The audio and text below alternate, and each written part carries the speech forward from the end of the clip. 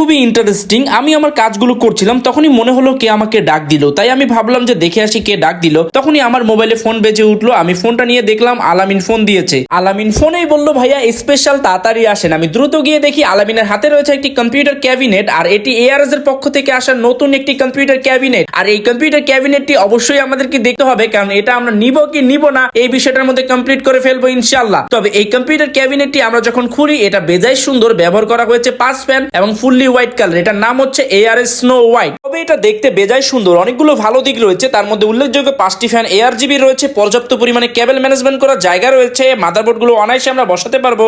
METX ITX motherboard গুলো তো অনায়াসে ম্যানেজ করা যাবে। তবে এখানে একটি বিষয় খেয়াল রাখতে হবে, আমরা 2 ফ্যানের লিকুইড কুলার ব্যবহার করলে কিন্তু আমাদেরকে 2টি ফ্যান বাদ দিয়ে দিতে হচ্ছে, কারণ সাইটে এখানে ফ্যান লাগানোর কোনো অপশন নেই। তাছাড়া কম্পিউটার ক্যাবিনেটে যে পোর্টগুলো থাকার দরকার সবগুলো রয়েছে এই কম্পিউটার ক্যাবিনেটে। আশা করা যায় সামনে এটি মধ্যম বাজেটে একটি ভালো কেস হতে পারে।